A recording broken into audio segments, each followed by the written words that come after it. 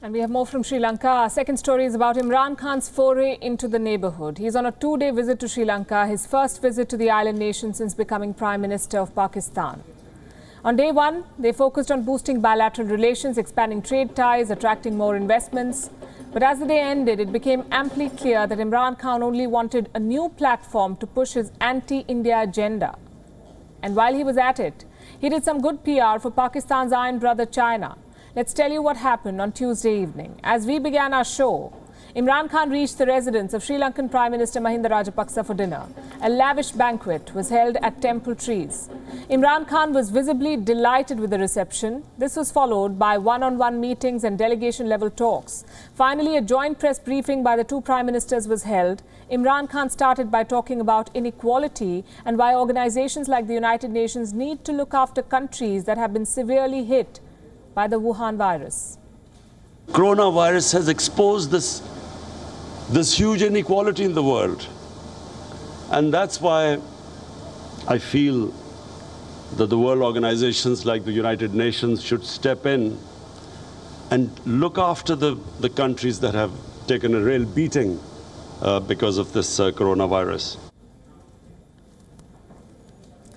If day one was about pleading for help, day two was all about pushing propaganda, some for Islamabad and some for its chief sponsor, Beijing. Imran Khan attended a trade and investment conference, and he couldn't stop talking about China, how he admired China's rise, how China was helping Pakistan rise. He even invited Sri Lanka to join the CPEC, the China-Pakistan Economic Corridor. Take a look.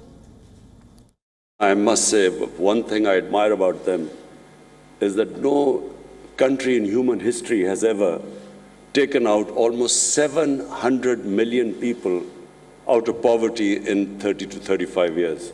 It's never been done before.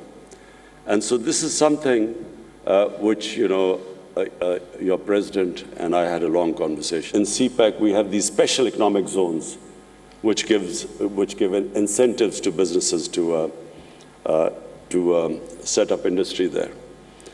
So I invite the Sri Lankan businesses, investors, businessmen.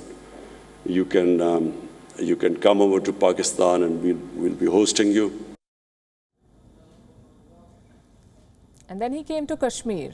Imran Khan is on a foreign trip. How could he not bring up Kashmir? Sri Lanka must have known what was coming, so they cancelled Mr. Khan's address to Parliament. Undeterred, he used a trade conference to talk about Kashmir. What he said, though, was nothing new. My dream for the subcontinent is that we resolve our difference, and our difference is only one. It's the Kashmir issue. All we want is it to be resolved according to the United Nations Security Council resolution. And this can only be resolved through dialogue. Resolved through dialogue, says the Prime Minister of a country that pursues terror as state policy, a country that pushes terrorists into the Kashmir Valley. Imran Khan should be the last person talking about dialogue. What he should have spoken about instead is the issue of forced cremations in Sri Lanka. Like I told you, Muslims and Christians who died during the Wuhan virus are being denied burials under Sri Lanka's new policy. Every deceased man or woman, irrespective of their religion, has to be cremated. The Islamic world is appalled at this. They're calling it an extension of Sri Lanka's persecution of Muslims. Imran Khan, who calls himself a leader of the Muslim world, chose to remain silent on it, just like he does on the Uyghur issue with China. And this time he cannot even say that he doesn't know enough about the matter. On the 15th of this month, Amnesty International wrote this letter to Imran Khan requesting him to take up the issue of forced cremations with Sri Lanka during this visit. It says here, and I'm quoting, "Honorable Prime Minister, we urge you to raise the issue of forced cremations at the highest level possible during the visit to Sri Lanka." What did Mr. Khan do? Nothing. You see, he's there to boost bilateral ties, and the only point where he chose to embarrass his hosts was when he raised Kashmir. Colombo must have prevailed later because there was no mention of Kashmir in the joint statement. India, of course, is watching all of this closely. It's an old relationship, Colombo and Islamabad. Pakistan is Sri Lanka's biggest trading partner in the region after India. Pakistan is also trying to push its ancient Buddhist connections to promote cultural ties with Sri Lanka. But the bedrock of this relationship is defense. Over the past 3 decades, Colombo has relied on Rawalpindi for military ties.